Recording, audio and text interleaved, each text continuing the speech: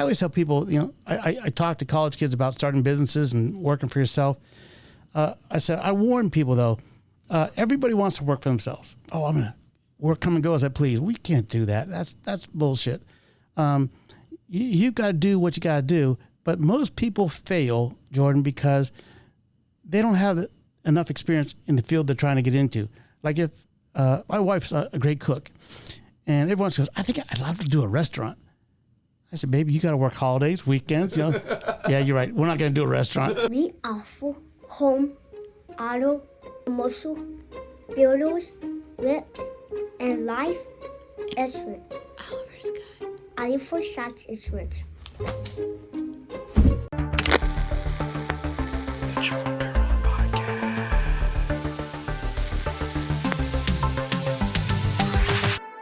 You have a magazine in 2024. Yeah. You have several, actually. 10 now. Everyone said print is dead, and if you look back, 5, 6, 7 years ago, the Sun Herald was a huge business, and they're out of business basically. You don't see papers around here. I got to flip your headphone for you, but yeah, it happens. Okay, better. All right, start again. Better. No, you're good. All right. No, we don't. But I can't tell you how many times we've messed up with our headphones. Oh, cool. You'd be comfortable in this. Yeah. Let's go into it. Yep. So when did you the magazine? When did you kick into it? Started my career. Gosh, that was 40 years ago in a little town called Cottonwood, Arizona. I was selling advertising specialties, which is printed hats, pens, stuff like that. And I was looking for a big Chevy dealership, and I couldn't find it. So I saw a newspaper office. I said, well, don't know what's that. So I walked in around noontime. I had a tie on, and the publishers happened to be watching the desk and asked me, what are you doing here in town? I said, well, I'm in sales. He goes, oh, I need a salesman. Come talk to me after your appointment. So I made my appointment, came back and talked to him, and called me that night and hired me.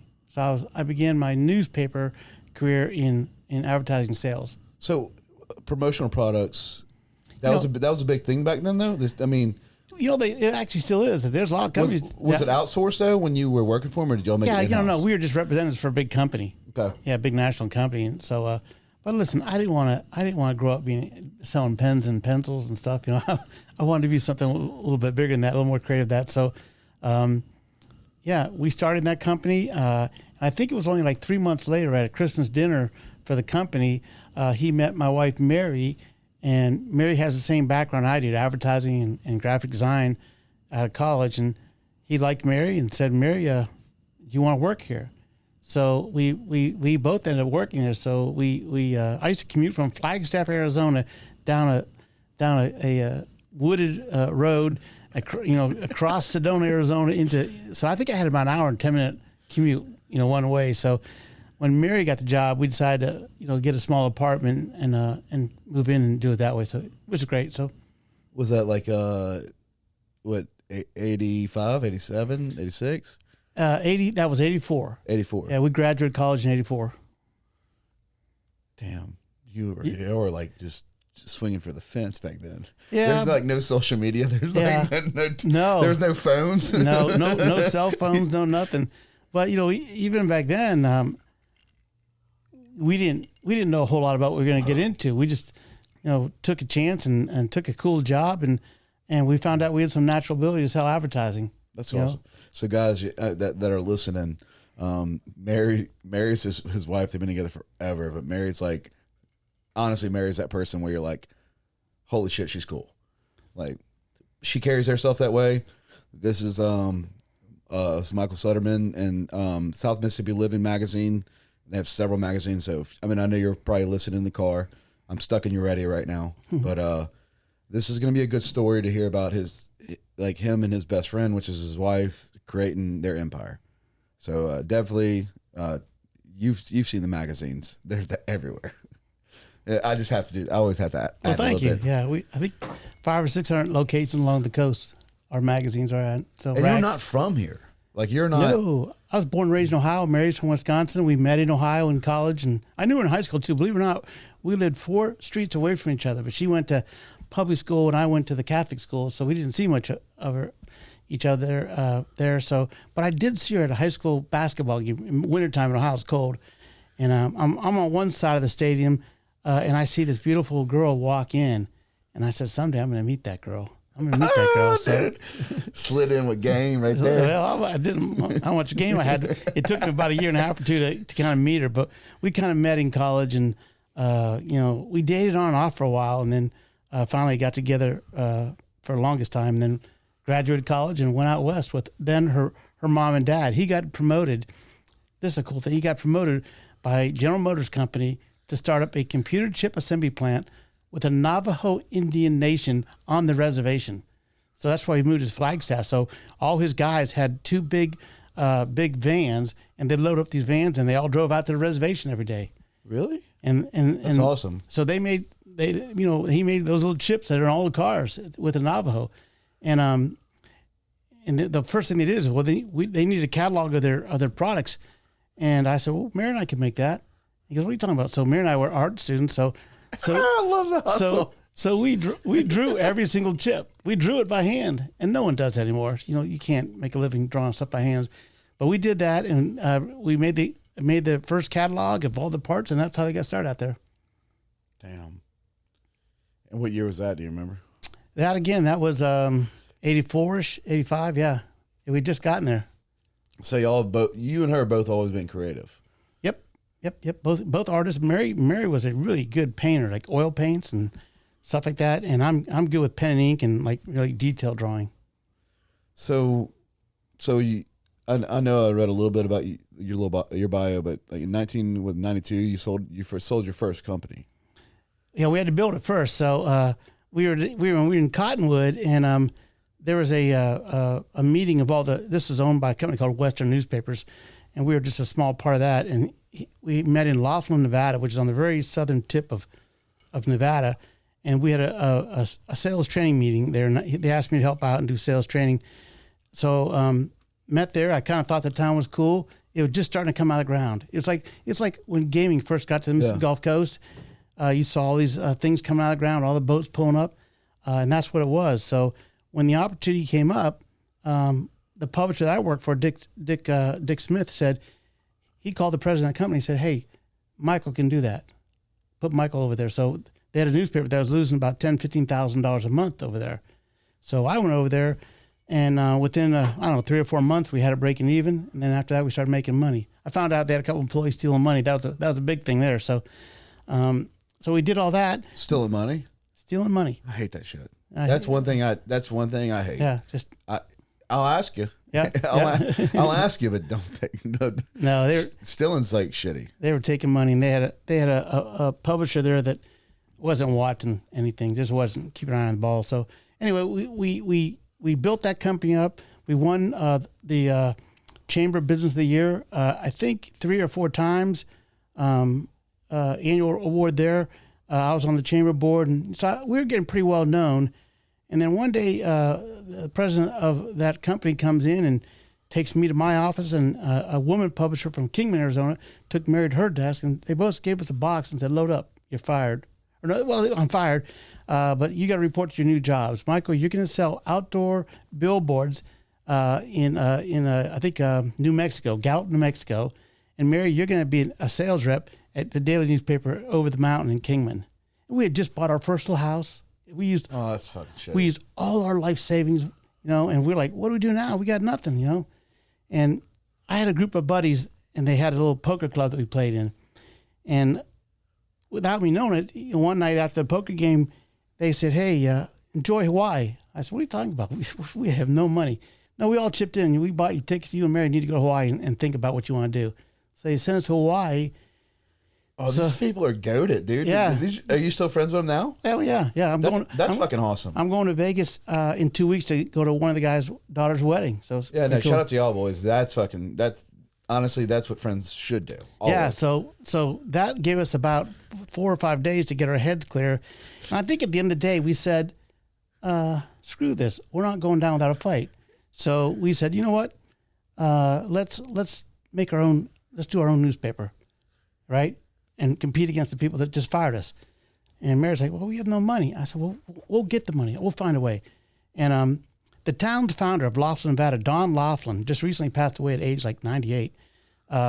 He called me up. He said, "Hey, I want to talk to you. I heard you're not with the newspaper anymore. I want you to be my vice president of marketing for my casino." I said, "Okay, well, let's talk." So he was an odd guy. He kept like zombie hours. He worked from like 10 o'clock at night to about 4 in the morning. That was his work hours. So I took a nap and met him like after midnight, and we talked for a while. He told me what he wanted to do, and I said, "You know what? I think I'd make a great vice president, but I think what I'm better at is newspapers." And I said, "What I want to do is start my own newspaper with Mary." And I said, "But we need money." He goes, "Well, how much do you need?" I said, "I need about 100,000." He goes, "Okay." I said, well, listen, I know you have the money, sir." I said, "But if I take that money from you, the other casinos probably won't support me, because there's 5 or 6 other casinos in town." And I said, "But you own the Laughlin National Bank." And he goes, "You're right." So I think around 12:30, 1 o'clock in the morning, he called the president of Laughlin National Bank, woke Vince up and said, "Vince, Michael's going to be in the morning. He needs how much? 100,000. Give him 100,000. Give him 150,000, Michael. Give him 150,000." And my jaw just fell, So we didn't pledge anything. He didn't ask for anything. You want my house? You want my car? You want my firstborn? What do you want? They believed in you. They believed in us. So we got that money, and I think another cool thing that happens. So we're waiting for all that loan paper to go through, and I said, "What would speed us up, Mary, so we could buy some Macintosh computers first?" And this is way back in the early days of Macintosh, with the little squares, So imagine making a broadsheet, big newspaper with that little 8x8 screen. It looks crazy. So we thought about that, and there was a big home builder in town, and Mary did his advertising for him, and he says, "Hey, come here, come see me." And he goes, "Hey, I heard what happened here. How can I help you?" And I said, "Well, Mr. Laughlin's going to give us money to start a newspaper." He goes, "Well, what can I do?" I said, "Well, in the meantime, we need Macintosh computers." He goes, "What do you need?" And I said, "About $10,000. He goes, "Well, come on up to Las Vegas to my office tomorrow, and I'll give you the check for $15,000. So we got the check. How the hell are you getting like an extra? Like you always get they want 100,000, you get 150. I think if you want 10,000, you get 15,000. I think he said, "You're a young guy, you don't know what you're doing yet, and 10,000 is barely enough. Make sure you have enough money, right?" So we go up there, and he goes, "Now go to my bank. I'm going to call him right now. I'm going to tell him you're going to be down there, and I want you to cash that check and go buy those computers."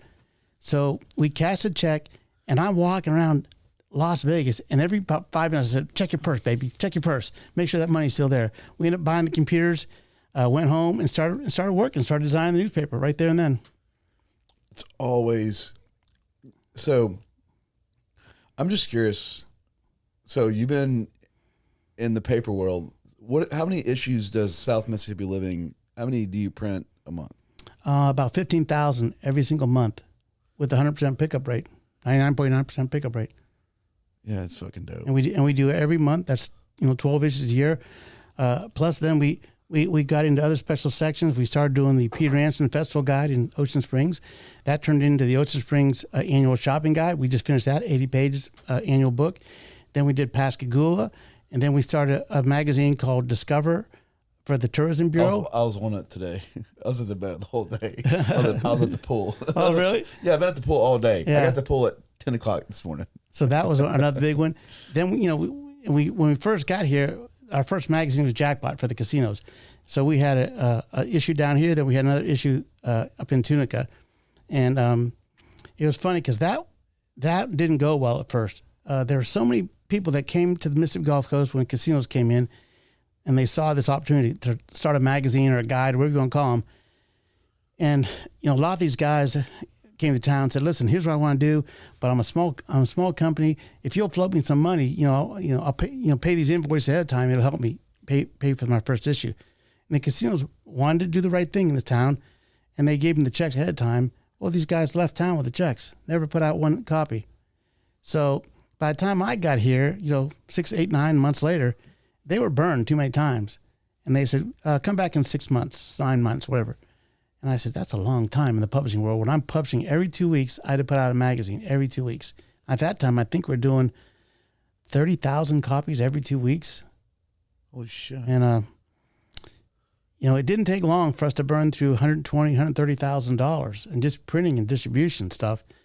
And but how'd you and Mary learn that shit? Like, how'd y'all figure out like outsourcing? Like, how'd y'all figure out these people? Like number one, who in the hell do you call to print something like on that level? Yeah, you can't just be like Office Depot. It just so happens that the guy that I worked for in Cottonwood, Arizona, Dick Smith, knew a buddy in the middle of Mississippi that owned a big printing press, and he goes, "I'm sending you a good friend of mine. Take care of him." So that's we started printing there and shipping copies up north to Tunic and bringing them back here.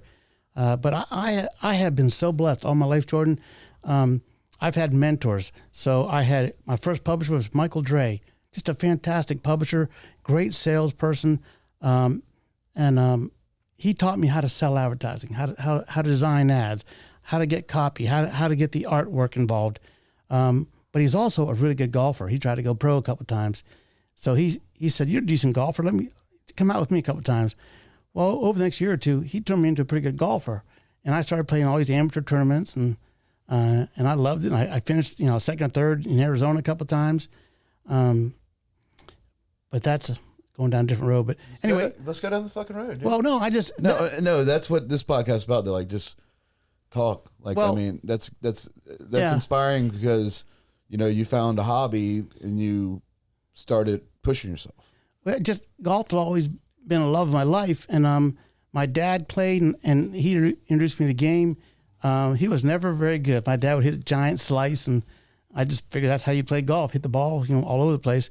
And the first time you play with a really good golfer. So your publisher was a really good golfer. Really good golfer. He tried to go pro a couple times. Was he Carl Crawford? Was he Carl Crawford good? No, he's good. Oh, Carl Crawford's very good though. Yes, yeah. He's one of my mentors. His son Ryan. I grew up at his house. Mr. Carl used to give me $100 to clean his cars, and I love Mr. Carl to death. Like he's in Baton Rouge. Yeah, now? Baton Rouge now. Yeah, yep. But I love him to death. Yep. Like he's watched me grow at his house. When he at Scott Point, yep. I would live there pretty much, and he always took care of me. He's like, he's always put you do this chore. He's a good guy. I ran into a restaurant a couple months ago. Awesome. Yeah. If you think about a hustler, like think about it. He worked for Caterpillar. Mm-hmm. I mean, he grinded. Like he worked hard, and that was one of my I was able to see that, and I always talk to people about it. Like his house, the way he, they had a big beautiful home, and he only stayed in his little spot. And when I started growing in my business, and he'd message me and he'd let me know he's proud of me, and he's like, keep it small. But didn't that mean the world to you to know that somebody was rooting for you? Oh fuck, Carl Crawford rooting for me? Yeah. Oh no, that's part of my confidence. It's Yep. I don't tell people that like they have to know, but I was growing up and Carl Crawford was a person I looked up to. Yep. That Carl Crawford loves me to death, and I will say. I give him a lot of credit of the hustle, and it was everything. And as I kept getting started Janney King when I was 19, and to have Carl Crawford, and guys, if you don't know who Carl Crawford is, he's very doesn't matter what he does, he wins. He works so hard. Yep. What is Carl now like? I know he's in his 70s. I'd say late 70s. Yeah. Dude's still building houses and doing everything, and still has a flat belly. He's still fit. So yeah, I love him to death. But then when I was in Laughlin, so we started that newspaper on our own. The coolest thing that happened is we were at a chamber event, and Mary and I were going to announce that, hey, I know you guys have heard we're not with the newspaper anymore. But we're excited to tell you that we're going to start our own newspaper called the Laughlin, Nevada Times, and we're very, very excited to announce that 100% of our staff is going to join us. So across the room was the people that fired us, and all of a sudden, all of their team stood up, walked across the room, and sat at our table. They lost their entire staff right in front of a chamber mixer. But y'all, was it? Well, so it was personal. This shit was personal because that was y'all worked really hard and they didn't care about y'all. No, I said we were making a lot of money. I broke every sales margin you could break out there. They just give me a big bonus, and then you come in and fire me. You know, Yeah. because here's what they thought. This is what we found out, is they thought that because Mary and I had become so popular in that town that we could be a competitor to them. So instead of making sure we don't leave, you kick us out. That's so stupid. You know, I'm not going to put up with it. You know, no. So, but that's what it took. Though, like it was personal. it was personal. Yeah. And sometimes you heard, every time a door closes, another door opens, all that kind of stuff. But sometimes you have no other choice but, as you said, to hustle and to fight back, or just take it and take your lumps and try to find a job. Well, I mean, they should have known though. If you're making good money, like in that paper, and you're selling, and you and Mary, you know, you're above water, and it's profitable. Yep. Leave you the fuck alone. Just leave you. Yeah. You should just leave them alone. We had the highest profit margin of any newspaper in the whole group. The highest profit margin. But you leave them alone. You leave them alone. Yeah, you just know? let them keep hustling. Like, Or you say, hey, Jordan, what do you need to make more money? You know, what can I do for you? You know. So then how far away was y'all's businesses? Like, how far away was the office? Oh, yeah, we're personal. So did you build it on the same street? half a mile away. That's fucking I dope. wanted them to see me. I wanted them to know I was in town still. Dude. So we built that company up. They basically had to shut down their newspaper after about 8 or 9 months. They had no staff. We wiped them out. We had all the major accounts. We took all the casinos back, and then I got a phone call from a guy named Bill Brem, and he's from San Diego, California. He owns Brem Communications. He goes, "Hey, listen, I want to meet you." I said, "Okay." So when Mary and I were talking, he wanted to come to town, and I said, "Okay." Well, I had never met the guy, so I met him, and I had this white Corvette at the time. Well, he came in a private jet, and I met him at the airport, and we were going to take him to our house for a meeting, and he is about 6'4", 280, and he barely fit in my car. I think was it a C4, C3? What was it? It was a 1990 Corvette. Yeah. So you had the new. Yeah. That was the new shit. I mean, honestly, my stepdad had an 84. Still had not a good motor, but it was all right. It was slow. I mean, it's slow, but it looked good. Yeah, all plastic inside. But so I met this guy, and we're talking, and I think after 3 or 4 hours, we struck a deal, right? So he said, "Well, here's what I'm working on. There's a daily newspaper across the way. Yep, I see it, the Mojave Valley Times." He said, and the Loftus Gambler is what you used to have over here. I want to buy everything. I want the whole valley. So, okay. He goes, "So what's it going to take?" I said, I get to go back to the newspaper that fired me. I get to publish the last issue, and I get to write an editorial. I get to write the final say. He goes, "All right, done." And I said, "And I get to be assistant president of all your company down here. And when the president retires, I get that position." He goes, "Done." So that's how it happened. So we got a lot of money for that, and then I worked for the guy over there. Then when he retired, they brought a consultant. And Jordan, sometimes a consultant is more than a consultant. You know, fuck them. Yeah. If I hear that word, I'm running. Yeah. So this consultant came in, and I tried to work with him. I think it was like 6-7 months. I tried to work with him, and he was just an ass. Can we say that now?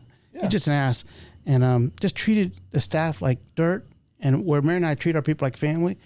That's one thing I have to say. Y'all do. Yeah. Y'all really do. Like y'all really do. And when you do that, and you honestly treat them that well, they will go above and beyond. Like we just put out about 7 magazines in a month here, and that's a lot of work. That's a lot of coordination. They do it because number one, we pay them well, we bonus them well, but they're willing to do the extra work for us. So anyway, when it came time, Hal retired, and I thought, well, I'll be regional president now.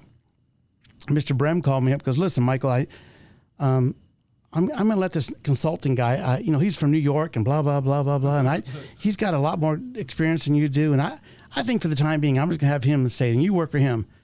And I said, Mr. Brem, I'm trying to work for him. I said, I can't do it. So I said, I have an offer on the table to leave. And I said, and part of my deal when Mary and I sold you our company is that for the next couple of years, we get 80% of our pay. whether we're here or not. He goes, yeah. I said, we're not going to be here. So we left and moved to Mississippi, and started Jackpot in 1994. So that's 30 years. Jackpot's 30 years now. Holy shit. Yeah. And listen, that's a 30-year-old magazine? yeah. And I had never been to Mississippi. I think my wife pulled out a map. You couldn't Google anything back then. So I wouldn't trade it for anything, though. I love this coast. So I love it. This is our forever home. We're never going to leave. We came down here, and I told you a story about it. It was harder and harder and harder to make this thing work. People weren't giving us a chance.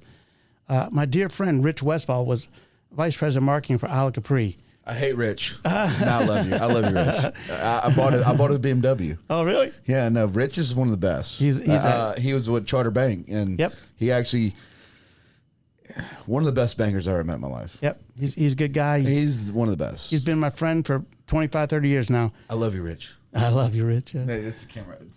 That's up. I love that guy. No, I really do. Like, was my banker right when he retired. I was sad about it. Yeah, he's a good guy. So I served on some boards with him, all that kind of stuff.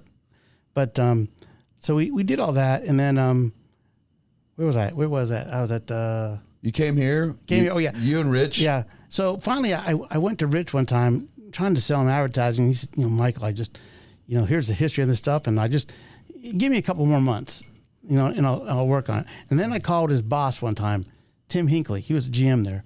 And by the way, Tim's going to get inducted into Gaming Hall of Fame this year. That's fantastic. I love Tim. So Tim said, hey, Michael, listen, I'm not going to tell my vice president what to do, but I'll talk to him, I said, I appreciate it. So I'm making a sales call, and there's another guy named Dick Stewart, and Dick was vice president of marketing for Boomtown back then. And I go in to meet with Dick, and I start talking about Jackpot, and I'm like 2 minutes into my little presentation. He goes, stop. And I thought, man, I didn't get to the good stuff yet. He goes, listen, I called some friends out west in Nevada and stuff, and if you'll do for us what you did for the casinos in Laughlin, you got my full support. And by the way, I had lunch with so-and-so and so-and-so. Go see those folks this week, too.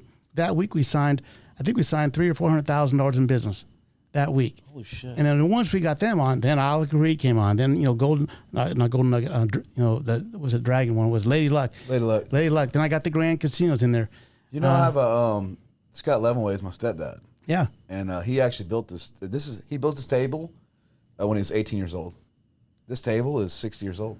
Nice. No, it's a cherry. He made this at a project, but he built this whole, podcast setup. And I'm fascinated because he has the original Isle of Capri that was gifted when they did the bill. He has that jacket still. Oh, really? The white one, all white Isle of Capri jacket. They're going to do a... I love that. Tim's going to get inducted in the Hall of Fame, but the night before that, all the Isle of Capri executives that were there are now basically Foundation Gaming, and they're going to host a big party to say thank you, Tim, congratulations, Tim, and so they're going to have a big party. I don't know, 100 people there to congratulate Tim, but that's. I've been hoping Tim would get in for a lot of years now. It's just I'm on the Hall of Fame committee. So I was blessed to grow up with Mr. Krill. Yeah. Jamie Krill, my dad have been friends since, and JoJo, they've all been friends for years. And Jamie's dad was like their PR guy. Yeah. No, but that was like, I grew up there. Yeah. I grew up, my dad's a car salesman. I grew up in he worked for Glass Motors, he worked for Pat Pack, and him and Jamie, and I went to Bombay Bicycle Club as a kid. Oh, wow. Played against sports with Mr. Joey. I'd fucking play video games while they were battling football. Yeah, small world, isn't it? Small world. But you don't want to change that. Like Joey, Joey's a badass. Yeah, awesome. But so we built up Jackpot. Those contracts certainly helped. Now we got our heads above water because we were about. I think I was about 2 weeks away from saying, Mary, we're draining our bank accounts trying to launch this thing. And I had an offer to go to Birmingham or Montgomery, Alabama, to run some business newspapers over there. And it was a good offer, and I thought about it, but it really wasn't what I really wanted to do. And my wife says, it's going to work. Don't quit. It's going to work, right? And that's the next week. All that stuff happened the next week. And you just, said, I'm going to listen to you more often. Well, I mean, shit, it's the same thing I feel about Emily. The way I look at Emily, like, we're insurance. Oliver's got insurance is what we do. Mm-hmm. You know, I figured out that if my family's left, you got 90 days to do insurance, and my book of business is theirs. That's all I care about now. Yeah. And I can tell you right now, it's like Mary has been a guiding light, same way Emily is with me. Like, it's a very cool thing to have. It's a true partnership. It really is. Yeah, And, that's so cool though. Like, Mary's been like, stop. Yeah. Keep going. Don't you quit on me. You dragged my butt to Mississippi. Don't you quit on me. I didn't know that though, man. Like, because you're the publisher of the magazine, and I didn't know Mary's that powerful though. I didn't. Yeah, listen. I have titles. She has titles, but when it comes down to it, we make decisions together. I don't do much without her. So, she's fucking awesome. Mary, she's the quiet one. She won't get in front of a microphone. She won't talk, but she's in the background doing what she got to do to make it right. She's a fucking badass. She is. She's a badass. She really is. Like, that's cool. To me, that's, like, number one, y'all have a fucking magazine. Y'all still print paper. Yeah. Yeah. How many people would print paper? It's a dying. It was a dying art now, and I tell people now, it's like, my clients. I have a few clients that I do work with, but I'll tell them all the time, is like, if you want to do advertisements, go back to paper. Mm-hmm. If you really want to be known. Yeah, but pick your paper. I mean, you got to have, what we do is quality, glossy magazines, newspapers. You can stick a fork in those things. I was in that business for a lot of years. And I remember I was speaking to a big newspaper convention one time, 400 or 500 newspaper executives out in the audience. And I was on a panel of 4 or 5 guys talking about the future of newspapers. And I'm the last guy to talk. And they're talking about how great it is, I said, I got up there and I said, there's a comet coming and you guys don't see it. And just the whole room got like dead quiet, And I said, guys, if we don't change our ways, if we don't start focusing on other products, I said, people are going to stop reading newspapers. Circulation's dropping, advertising's dropping, right? And this is just when the internet was starting to come on. Well, when the internet got strong, they took away help wanted, right? They took away classifieds. They took away, used to be the Sun Herald. You'd open up Sunday's newspaper, and there's probably 40 pages of automobile ads, right? Yeah. 20 pages from the mall, the big stores at the mall. And then $100 and less. Yeah. Oh, yeah. And, that all went away. I call them buckets of revenue. So when all those buckets of revenue go away, you're left with not much to deal with. So they had to downsize all the staff all the time. Ricky Matthews, he was a publisher of Sun Herald for years. Good guy. We talked about this a lot, about what happened to the industry. And Ricky was one of the leaders. I'll give him this. He was a leader when he went to New Orleans. He was trying to push him into the digital world. And he did. But he was ahead of time, too. I've never met him. Marty Wilson is the godfather of my kid. Yeah. So me and Marty design here. And I met him on a FaceTime right there at my desk. Yeah. And he's like, Marty goes, this dude is incredible. Yeah, Ricky is. And he and Marty love to fish and stuff like that. So Ricky, I couldn't catch a fish. He put it in a bucket. But I do love you, Jordan. I'll tell you right now, I seen you 2 weeks ago when John was playing. I love you, Jordan. There you go. His son is awesome. Yeah, absolutely. Yep. So anyway, that's kind of how we built our company, and then little by little, we just started adding magazines. Now we do an annual tourism book for the Hancock County Tourism. We just picked up Pascagoula a couple years ago. I put a little blurb on Facebook about our beautiful new Ocean Springs book, and the executives from downtown Gulfport ring me up and said, we need that in our city. So we're going to start a magazine for the city of Gulfport. And then recently, our Discover magazine, which is 8 years old, the Tourism Bureau, Coastal Mississippi, said, hey, listen, we're changing our branding. Would you be willing to change your name? So now we're Play Coastal Mississippi, not Discover Coastal Mississippi, which look great. And they've invested some more dollars in that product. They've added I think close to 20 more pages of content. The magazine looks great. I will say,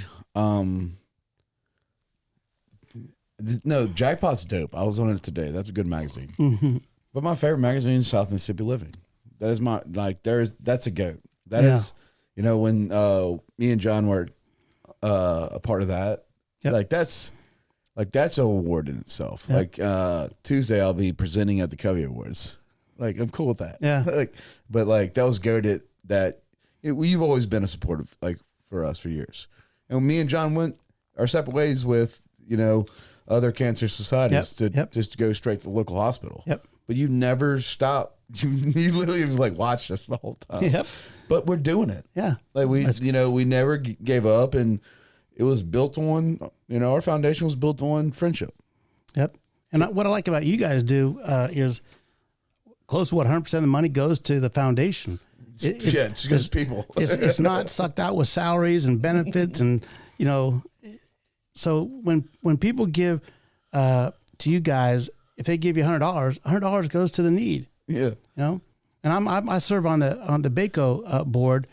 We help probably like lower income kids and families, and we have about, I think it's close to 9% of the money stays local. And that's good because we had to have an executive director year round. We got to have some staff because we do such big events. We partner with them for the Renaissance Runway fashion show. In the last 2 years, we've raised over $200,000 on each show. Really? So that's $425,000 in 2 years we've raised. Y'all got the elite team though. We do. Yeah. Me and John are getting there. Yeah. No. Listen. We're getting there. That's a big event. The IP supports it. Y'all gave us $5,000 this year. Yep. Like, so y'all take care of us. Like, no, me and John weren't even friends when we started this shit. Like I was Jake's friend. Like, me and John become brothers through 8 years of nonprofit. Yeah. Well, listen, he and Jake and they all have and Joel and the girls, they have an amazing mentor in Rick Carter. How do you grow up around this guy? I know, but I'll tell you right now. Be successful. I will tell you right now, John Carter's a different level. John Carter is, me and Emily, we had a miscarriage. And I was not doing well mentally. And I was so excited about having our second child. And I was not doing, like, that Monday, she was like, it didn't happen. And John didn't leave our house for a fucking week. Like, John didn't leave our house for a week. He made sure I ate food. He made sure, like, that is, like, goated as of, when you talk about friends, like, people are like, John sings well. Yeah, dude plays Hootie and Blowfish is my favorite. And John sits there. This is John's hat. like this is literally, John comes here and plays all the time. All the videos you see John playing is here. Look at that, man. Yeah, this is John's favorite hat. So John's, to me, that friend. Like, I didn't ask him to come over, and that's our foundation, friendship and family. But it's like, it's that deep, and that's what you want. Like, you're talking to me, and I'm hearing, me and Mary. Mary fucking is a boss. Yep, she is, and she's beautiful too. She is gorgeous. That's a side benefit. Yeah, Mary's gorgeous. That's just cool that Mary's like, don't give up, Mike. Don't. No, Michael, do not give up. And I mean, it's cool to have you even sitting on this fucking futon with me. I enjoy it. Thanks for the invite. But it's just we've been blessed all our life with friends and family and mentors. That when I won a Forever Young award, I think it was last year, 2 years ago, and I gave a little speech that said, and I started crying like a little baby up there. This is nice. Yeah. But I said something like, I have no idea, but for some reason, people have helped me all my life. I don't know why. And I said, I just don't know why. I said, but I'm forever grateful. And a lot of those folks are gone. I told you a little story about my wedding ring. So when Mary and I were poor, and we were getting married, she won the gold band at some chamber function. She like turned a key and won a certificate to a jewelry store. And then they said, well, just pick out the diamonds you want. And I said, it's embarrassing to say, but we don't have any money for a diamond or anything. See, they put that cubic zirconia stuff in there. She said, we'll throw some of those in there. I said, okay, thank you. And then for years, as we got going, a little success under our belt, Mary would say, I want to put diamonds in. You need diamonds.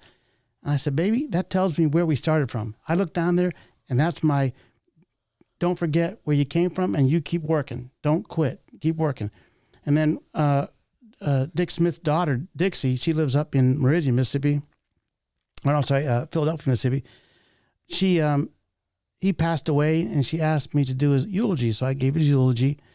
And a couple months later, she came down. We were having dinner, and she found out where I was, and she showed up with his ring. She said, Dick would want you to have this. It was his wedding ring. So what you see in this middle part, these diamonds and the silver part, came from Dick's ring. So I transplanted Dick's diamonds into my free ring. So I still have no money invested in this ring, and I'll never, ever, ever change it. It means the world to me. That's awesome, dude. I lost it for like 6 months one time. I think I found it in my golf bag. So. We're Jesse. Your boy. Oh, Jesse, yeah. If you, I'll be honest with you, like, Oliver's 6. If you're gonna be a proud parent, fuck, Jesse is like. Yeah, he's something, man. He's a sweetheart. Like, I'll tell you right now, he's a sweetheart. Yeah, he's. I like to say we're very close. I coached him all through his junior golf career. I coached St. Patrick when he was our number 1 player, and then I watched him and rooted for him while he played 4 years of college golf. He doesn't play much anymore. He's focused on business. He's in the insurance business too, and he's doing very well with that. He had a little experience like I did. He was at work one day, he got called into HR, and they let him go. The cool thing is he's not trying to do his family business. Like, he's doing his own thing. He didn't want to. I asked him. Mom and dad own a fucking publishing company. He's like, nah. No, because I think Jesse would make a great advertising salesperson. No shit. You talk to him. He loves talking to people. But he's a good person. Yeah, yeah. Like, I always like tell my mom, you vibe people. So I go on energy. I don't when you see me out, if I'm around a person that has a negative energy, I just walk away. Yeah, walk away, yeah. Because, like, I mean, a mother, has always been the GOAT to me. And people. And Jesse, when I first met him, I was like, holy shit. And he was like, we were drinking a beer together, we're kicking it. Yeah. And that motherfucker's like, all right, cool. Yeah. And that's somebody that's like, guys, we both do insurance. Pick your favorite. But Jesse is fucking, call him. Yeah, call Jesse. Lemon Molar Insurance. Yeah. No, but that was the big thing about Jesse. Like, I'm telling you, that was like cool because the way, he was respectful, and that's what I always try to for Oliver. It's, for me, it's like yes, ma'am, no, sir. Yep. When we first moved to Mississippi, that's one of the biggest things Mary and I loved about it. It was yes, Miss Mary, no, Miss Mary, and we thought, now, you don't hear that out in the north, or out west. We thought that was great. That these kids are brought up to respect elders and to know when it's time to speak and when not to. Hospitality, for sure. I mean, that's one of the biggest parts. Like, it's manners. Have your manners. Have manners, yep. Anyway, Jesse's an awesome kid. We're very proud of him. He's a young man now. He's 28. And then our daughter, Kelsey, she's our editor and general manager of all the non-gaming magazines. So she does about 6 of them. And she's been with us about, 7, 8 years. She went to USM, graduated number 1 in her class. Did she work her way up? Or you just hired her? Yeah. No. I didn't want to hire her. This that's what I want to know. This was a debate between Mary and I. Yeah, I want to know this. I didn't want to sit at the Christmas dinner or Thanksgiving Day dinner and talking about newspapers or magazines and deadlines. And so when Mary and I, she said, let's bring her on. So I put her in sales. I made her go out and sell ads. I said, here, you can learn this. But she's always been a really good writer. She's a super high IQ girl. So when our editor, Lynn Lofton, came to Mary and I said, I'm thinking about retiring. And I said, retiring?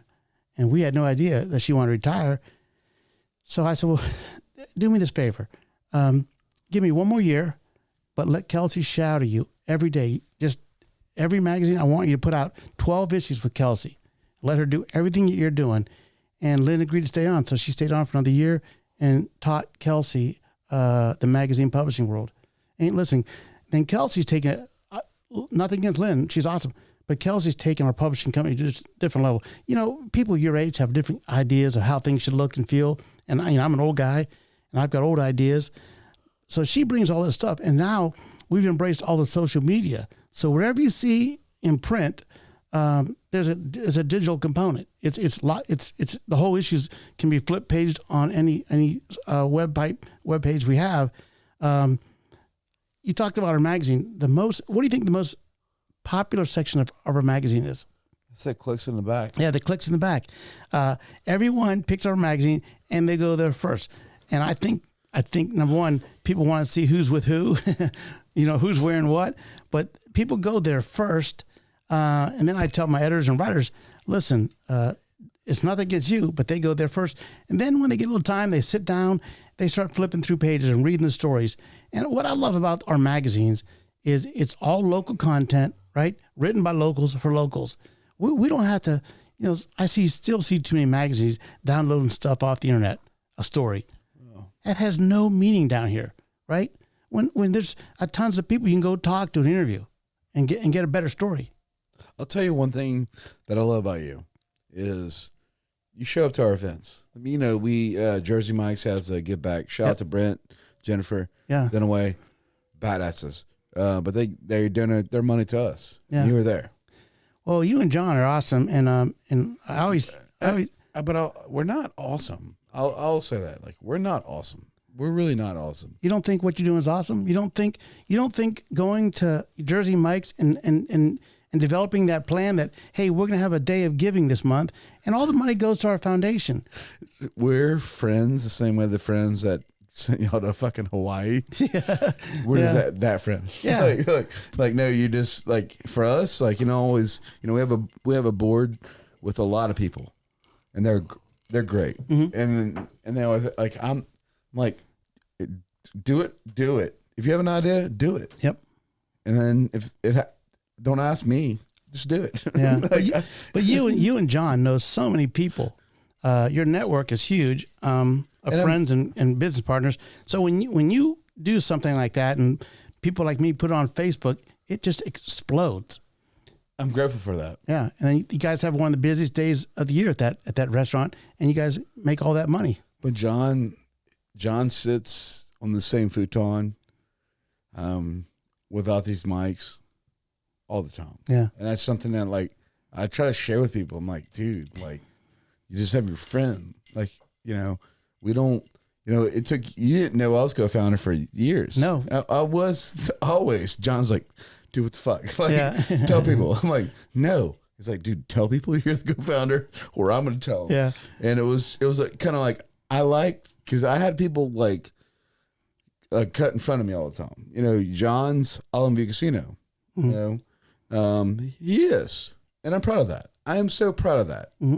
Also proud of, Mr. Rick and Stephanie and the people that, they've been day one of our journey. Now, they didn't give it all. Yep. Like, it was literally, they're equal sponsors, but they watch us, study us, have fun with it. And that's something that, like, no, me and John are friends. And that was something, it's hard to tell people that, like, we take outside the Carter's Champions. We just enjoy our company. Yeah. And John's a great guy. You know that. And he's got a heart of gold, talent out the yin yang. Guy can sing, dance. Dude, no, he was in choir when he was a kid. He was a choir boy. Yeah. Like, that is everything. It's like, when I met you, it was like golf. Like, you love golf, and you've never been rude to me. I will say that. I hope not. Yeah. No. Yeah. You've always been a sweetheart. You've never been rude, and it's cool to meet your son and, kick it. Yep. And it's fascinating, though, for me, is you do paper and you continue to grow. Mm-hmm. You could have sold out, and you still do it. Yeah, phone rings every once in a while with an offer. So, but I don't want to do it. I don't want to do that. I'm not there yet. I'm still enjoying this. I'm still loving this. I keep telling my wife, hey, I'm going to slow down. I'm going to slow down it. Well, then I post something on Facebook and Gulfport wants to do a magazine. Well, I can't slow down. I got to do that now. So, but listen, we have an amazing staff of designers, editors, distribution drivers, office managers, salespeople, and they all are just service oriented. You know, everyone knows that. Everyone that works for us understands that you can't say that's not my job. No one's allowed to say that, because if you say that's not my job, or hey, I'm leaving and you still have work to do, we don't like that. You're going to roll up your sleeves and you're going to help them get caught up too. And that's the only way we work as a team and get ahead as a team, because we love that. Well, listen, at least once a week. Tomorrow we've got Taco Tuesday for the whole team. Every week we get together. We don't talk business. How are you? Missy just got back from Barcelona, Spain. We're going to talk about her trip. We're going to talk about. But she did. She literally sent me a proof 4 days ago. She was working on her laptop in Barcelona, Spain. Send it approved. Yeah. I'm proud of her. Like, how cool is that? Yeah. No. Yeah. That I like that. Man, I'm telling you, like. Jim McCluskey, one of my newest sales rep, he does caricatures. Like if you're a charity, he donates his time and he'll draw a cartoon character of you, and then you give him money and it all goes to charity. Very talented guy.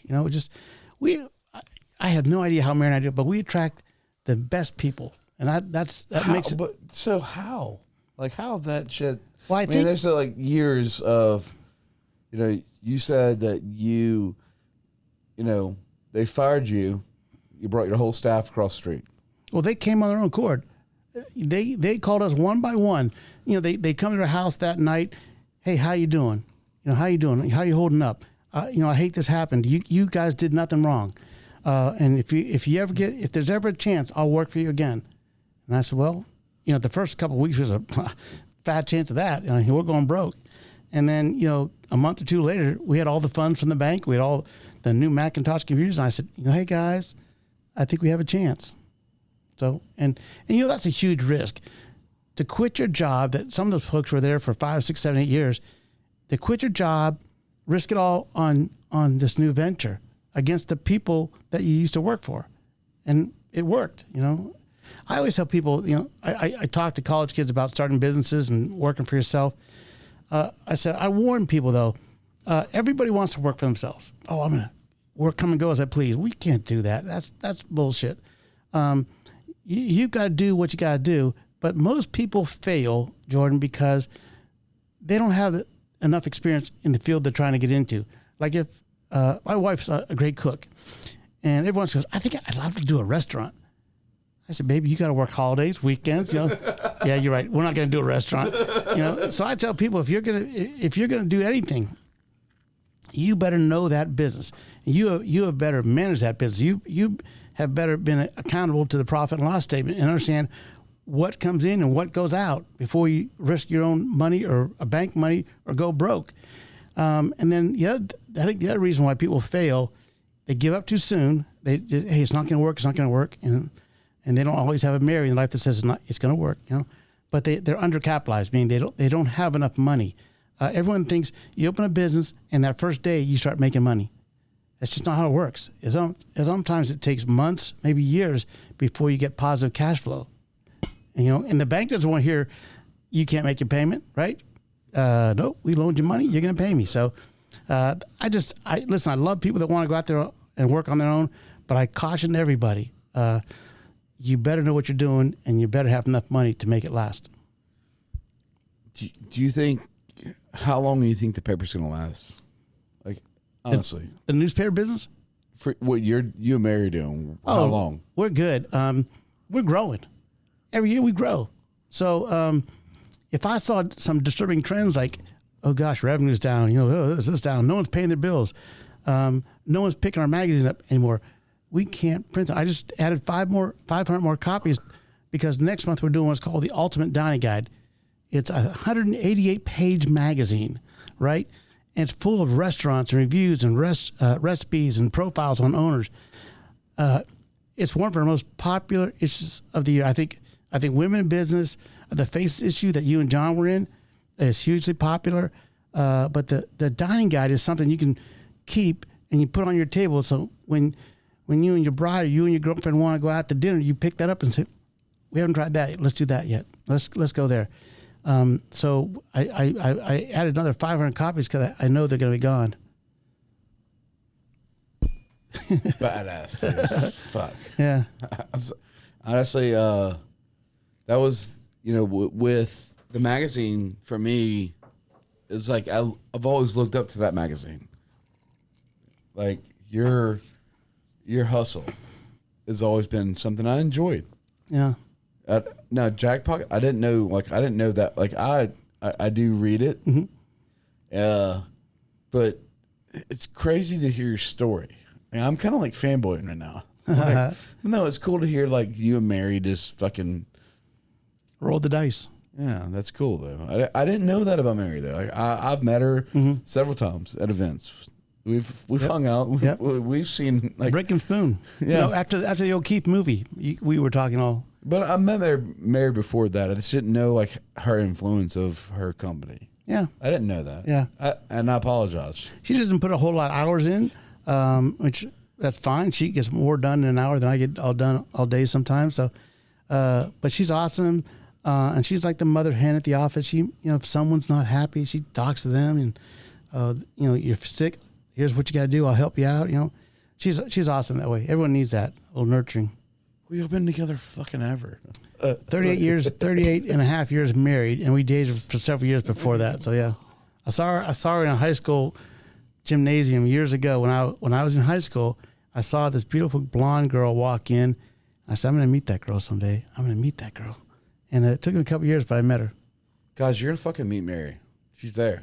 She's there. Yep. I mean, I'll tell you right now, I had no idea. I literally didn't. Now, when I met you, we're doing the golf tournament. Yep. Birdies is something. Birdies for Baco? No, that was the Baco one. We had she was driving your was wind dance. It was Birdies for Boobies. Okay. Oh yeah. One of the first events. Yeah. Who's your girl that has Diana Punzo? Illustrated Ink. Yeah, that's Diana Punzo. She played college golf, and when I play scrambles, I put her on my team. You put her on the red tee, she hits it 260 down the middle. It's just not fair. So she is a badass. That's the first time I met you, though. So in end of this month, we're doing our first ever Pars for Penguins. It's a fundraiser for the Mississippi Aquarium. I'm on that board too, and we're trying to raise a couple $1 million for a penguin habitat. We've raised about $6.5 million already. We need it's a lot of money. The penguin habitat's going to be about $10 million to $11 million to house 11 penguins. Really? That's $1 million a penguin. Really? So are you fucking serious? Yeah. All right. It's big. I mean, it's a big habitat. You've got to have areas out back to house them in. We want to get into breeding them. We want to grow that 11 into 30, 40 penguins. And we think the penguins will be the number one attraction at the aquarium by far. People love penguins. Hey, fuck it. Let's send it. I love Mike, and we're closing out. Okay. Love you guys. Have a good time. Thanks, Jordan. Cheers. Cheers, motherfuckers.